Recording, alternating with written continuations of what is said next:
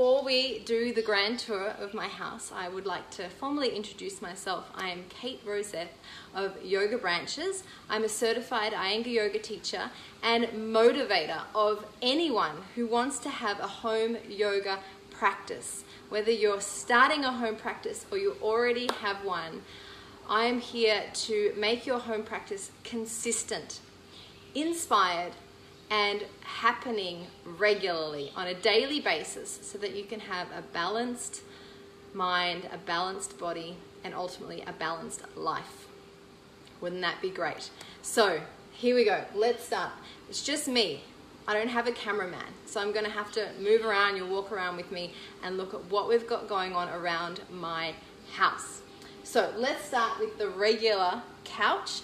I might just have to adjust the camera there a little so you can see. I think you're going to see pretty well. And there we have my couch.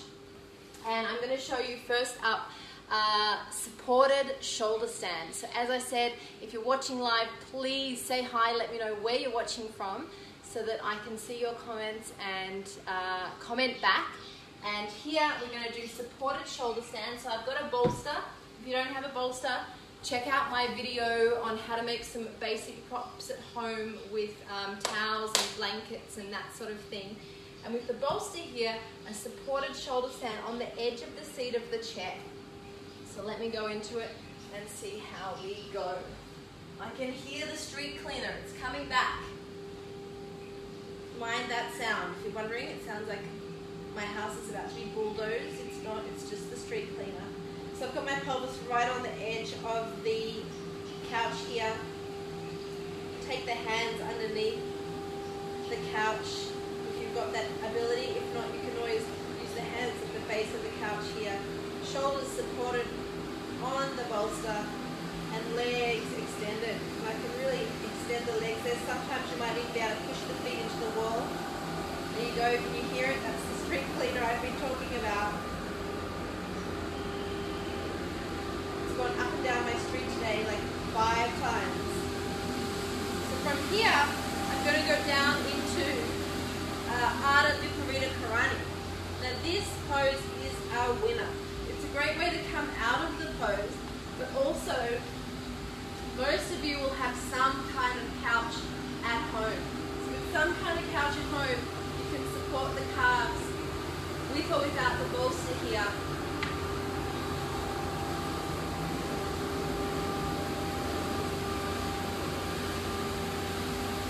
And it is such a great way to rest the legs after a busy day. I've got up to talk because that street cleaner is really, really loud and I thought you might not be able to hear me. So doing Ardha Viparita Karani with the calves on a couch, on a chair, on the bed is a really fantastic way at the end of the day to rest and really rest the legs, especially if you've been standing or walking. It's a great way to restore your energy. So let's move on from the lounge room to the kitchen area. Come with me into my little kitchen here. Set you up there. And you're going to see now I have your regular kitchen bench. Most people will have some kind of kitchen bench or counter. Let me just fix that up a little. So I really like to use a kind of surface like this, the kitchen bench, or for Ardha Chandrasana and Uttita Hastapajva Parangustasana. So you can either take the back to the support. This is a bit short, but you might have a longer bench, or just choosing here to support my back leg in Ardha Chandrasana, and just bringing the heel onto the support of the bench. And then hand onto the floor of the block. I'm using my hand to grab the bench behind to really help to turn the chest up, which I can do better with my leg supported on the bench there. And any kind of bench like this as well, you can do a sort of a Ardha Uttanasana. So just hands on the bench and making a right angle with the body. Any kind of Ardha Uttanasana like this is great, especially for back pain, any kind of back pain. That is a fantastic pose. And then the Uttita Hasta Pajva Padangustasana. You can use your heel on the edge of the bench to support it, and then extending your arms up or hands on your waist, however you want to practice it for that day. And then of course giving your kitchen bench a little wipe down after you've put your feet on it. Now, I just remembered, this is a serious intimate tour of my house, that I had something on the stove, my yummy lunch actually, little Indian potato patties. I'm just going to turn that off so I don't burn the house, but I will be sharing some tips on food soon. So now let me get my list, because that's going to help me. This is going to be a bit dizzy for you. And let's move outside. Oh no, before we go outside, sorry, I'm really turning around lots of corners. We're going to go into the bedroom and see how we can use the bed.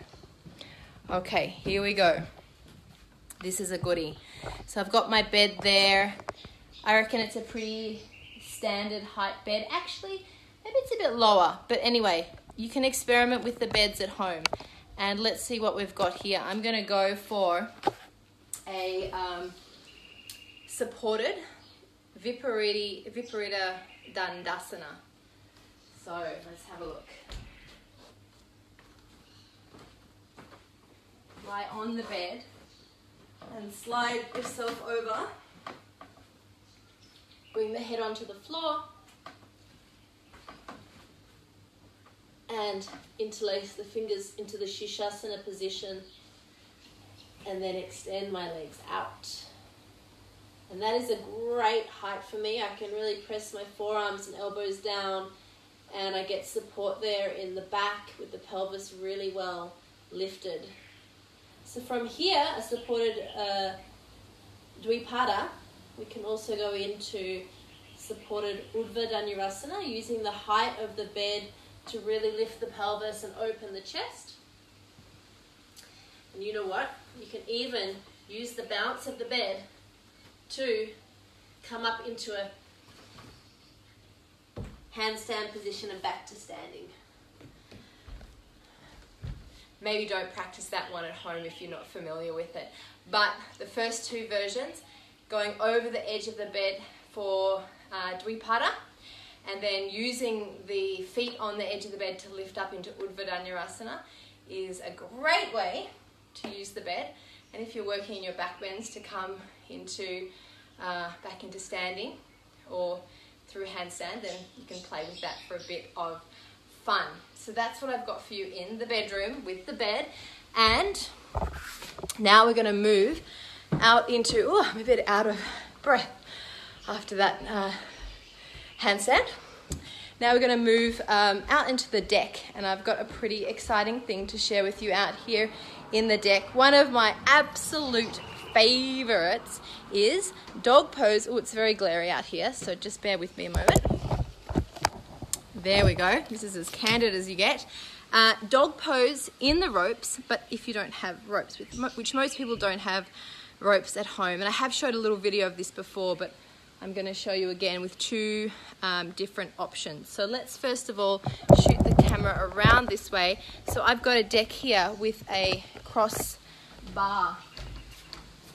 And I've got a karate belt, which you can pick up karate belts in thrift shops and op shops easily. So I've wrapped that karate belt around the crossbar, and I can just step into it and do a dog pose right there with my heels supported on the beam. That is awesome. That's so great, having the belt around the thighs there.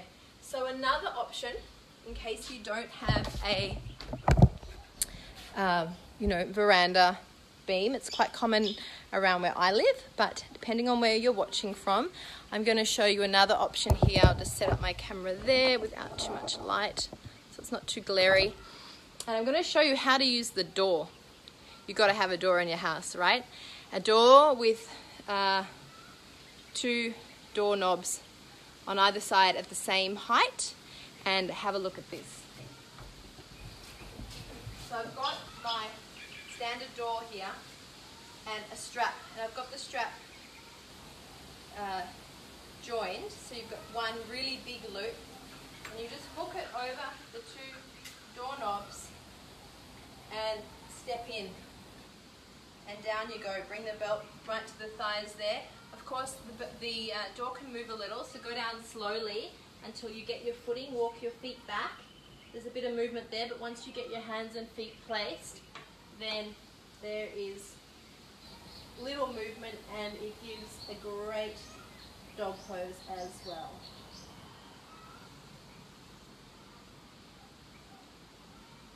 They have got to be two of my most favorite poses using the strap. I find that the strap with the rail is a bit more secure and more restful for the legs, and the one with the door, because of that bit of movement in the door, you have to work the legs a little bit more. And I'll just show you actually one more thing while we're here, now that I think of it. With the rail, which you might have some kind of rail at home, and this is a full length one, so I can really use it for an Ardha Chandrasana. My hand on the beam instead of the block, and supporting the heel on the beam, and then holding the beam behind, the rail behind, to open the chest. It's a great way to practice Ardha Chandrasana, especially if you're in your cycle and wanting more support for that pose. Okay, I'm going to show you downstairs the very last pose for today, and I don't suspect that too many of you will be setting this one up, but I do want to show you for a bit of fun, because I like to have fun when I practice. Here we have, where am I going? Now you have to seriously excuse the mess down here. This is the part of the house we really haven't quite unpacked yet.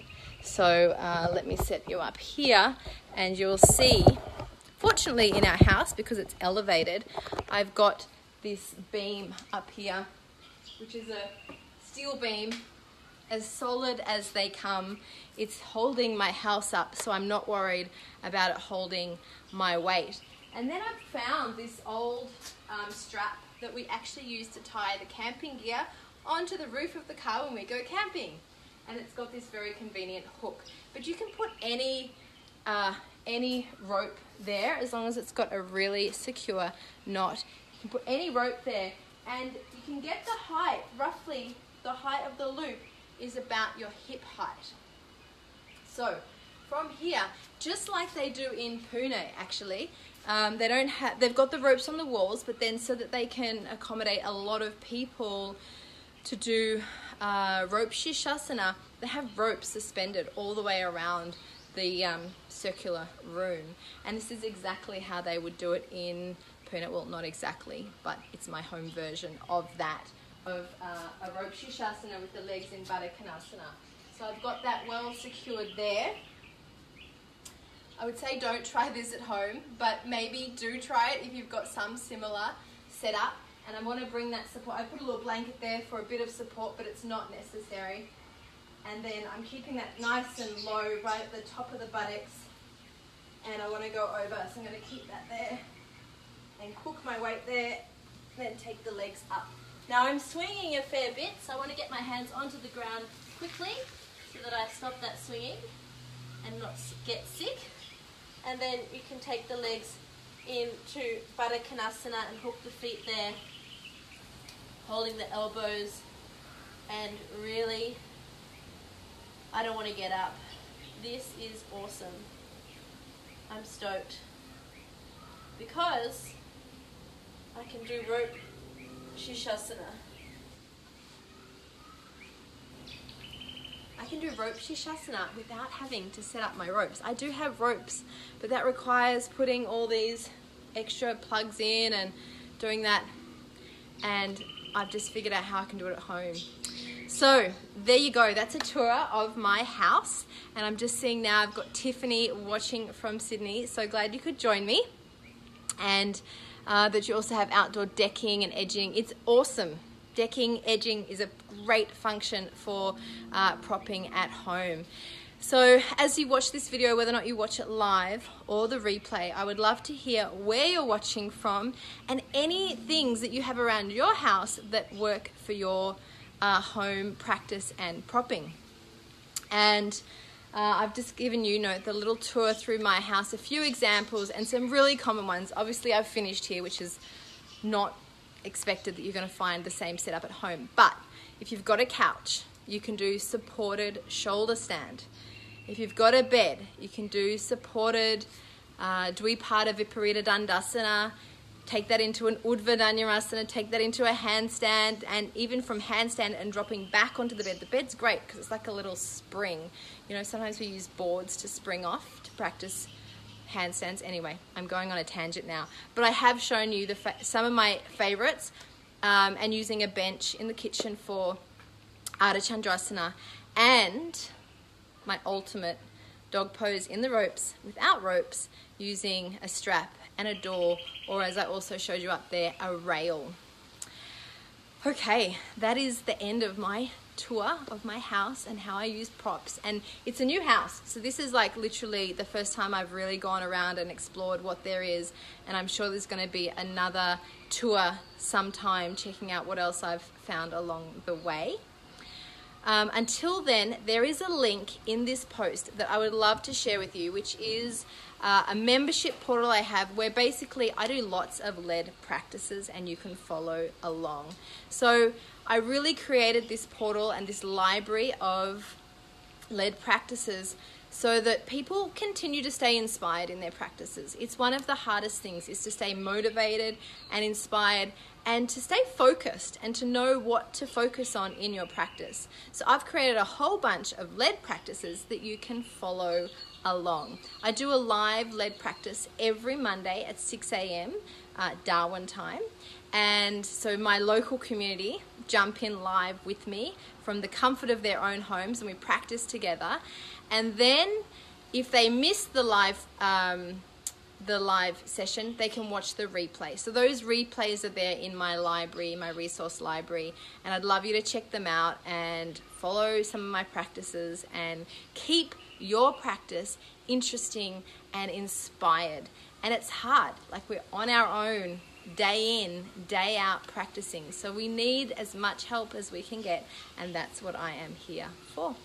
So check out that link, jump in there, follow along some of my lead practices, or try and join me live if you're in a similar time zone, 6 a.m. on a Monday. That's Darwin time, which is Central, Australian Central Time Zone. And until then, stay tuned in Yoga Branches and the Iyengar Home Yoga Practice Facebook group for what's coming up next. See ya!